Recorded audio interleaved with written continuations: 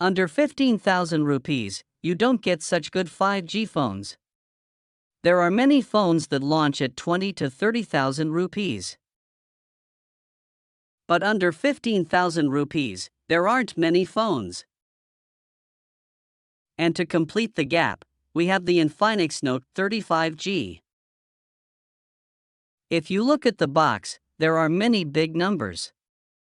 45W all-round fast charge, 16GB RAM and 256GB storage. 108MP camera, JBL tuned speakers. Oh my god! It looks good from the outside. Let's open the box and see what the Infinix Note 35G is like.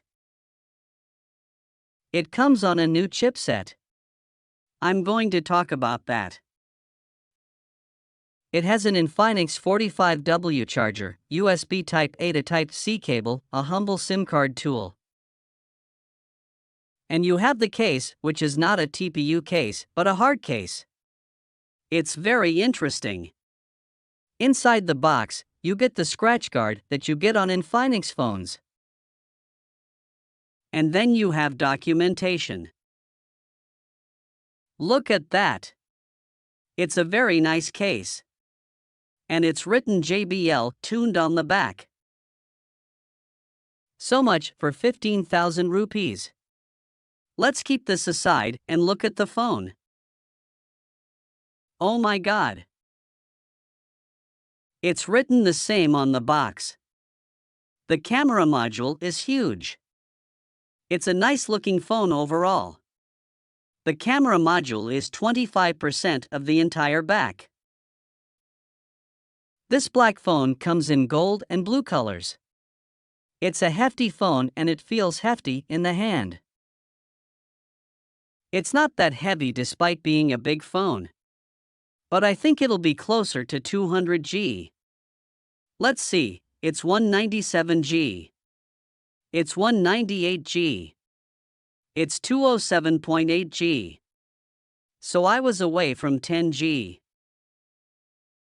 But it doesn't feel heavy. The weight distribution is really good. Let's put on the case. It fits snugly and it's very nice. If the case comes in the box, then do put it on. It's a big phone. Ports and buttons below, there's a speaker grill, USB Type-C, 3.5mm jack, mic, SIM card tray on the left. On the top, there's a speaker grill. It's not bad. And it's written sound by JBL on the top. So it's JBL tuned speakers and dual stereo speakers. On the right, there's a volume rocker and a power on-off button with a physical fingerprint sensor.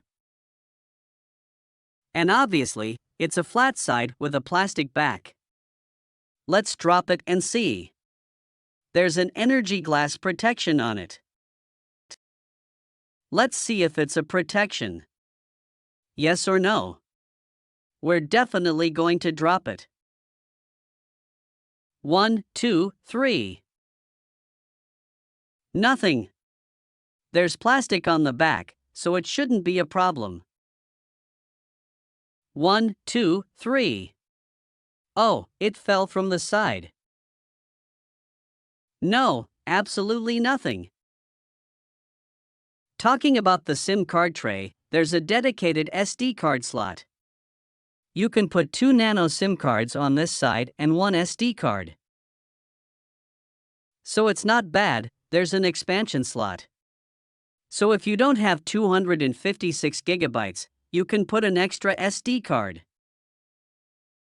Alright, it's impressive. It looks good from the outside. Let's see from the inside. And until it starts, if you enjoy our unboxing, then do hit like.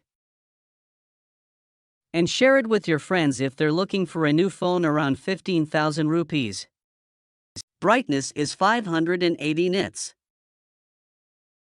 Display is 6.78-foot FHD Plus LTPS display with 120 Hz fast refresh rate and 240 Hz touch sampling rate. So it's quite good in terms of display. There's an interesting thing, the Note 20 didn't come with this. The Note 12 came with this, but it didn't have many features that it has. And I'm going to tell you about that. Specifications: it comes with Dimensity 6080, which is an upgrade to Dimensity 700 or 800. Although I don't know where the naming convention 6080 came from. It comes with two variants. The base variant is 4GB 128GB and the top variant is 8GB 256GB. But there's only a 1000 rupees difference in both. I don't understand. You're getting 4GB extra RAM and 128GB extra storage for 1000 rupees extra. The price is 15,999 rupees, but with Axis Bank offers, it's 14,999 rupees. The effective price is 15,000 rupees. Similarly, if you buy the 4GB 128GB variant, you'll get it for 13,999 rupees.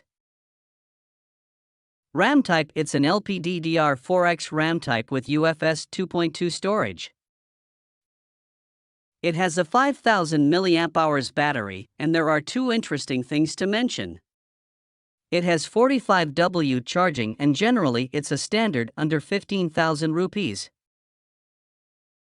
But this one gives 45W, which is a good thing. And it charges from 0 to 75% in 30 minutes. So fast charging is very good. It also supports wired reverse charging with 10W. It also supports power delivery. So if you use a PD charger, it'll be fast charging. But the adapter is not PD charging.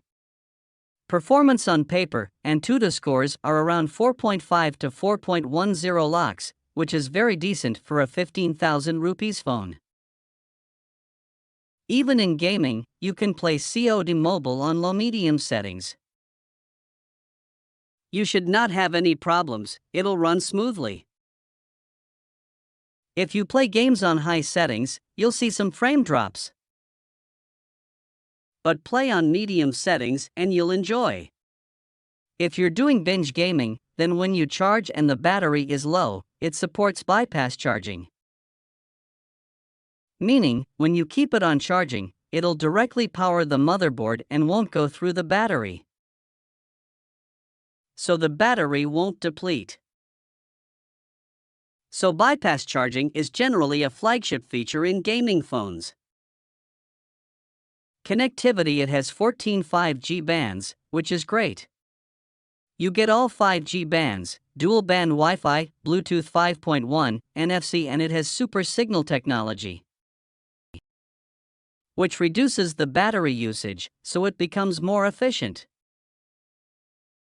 Sensors: it has side-mounted fingerprint sensor and face unlock. OS: it's a budget series phone, so bloatwares are expected and they're there. You can uninstall them, but you get bloatwares. You get Android 13 out of the box and Infinix's XOS 13. They said they'll give one major update, Android 14, and 2-year security updates. It's a big phone with a big display and big sound. You get JBL sound by JBL, and we played it and it's fun to play in multimedia. It would have been better with AMOLED, but the LTPS display is good. But the standout thing is the JBL sound, it's loud and the quality is clear. You're going to enjoy it in multimedia. It has Widevine L1, so you can do HD streaming. It doesn't have HDR. Camera: it has a 108MP primary sensor, 2 sensors on the bottom. There's a 2MP AI sensor and the third one is also an AI sensor. You get a 16MP selfie sensor.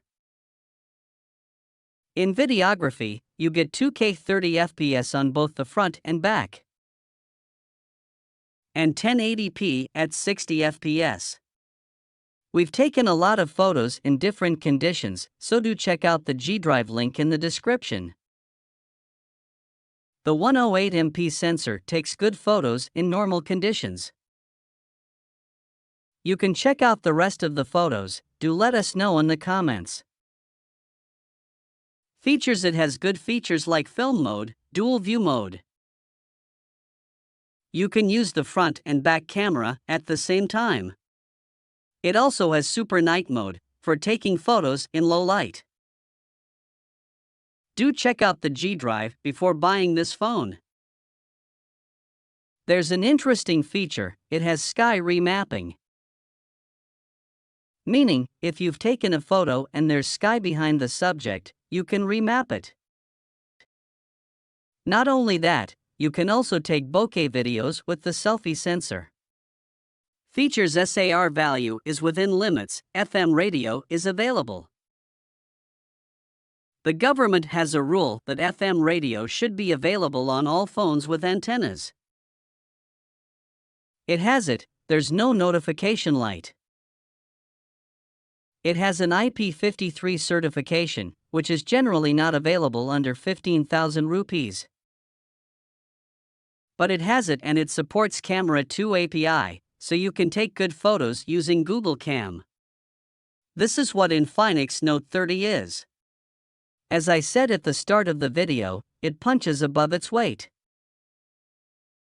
There aren't many phones under 15,000 rupees, and it's trying to fill that space. You get 8GB RAM and 256GB storage. It has 8GB virtual RAM, which is good, and 256GB storage is also very good. What really stands out is its audio.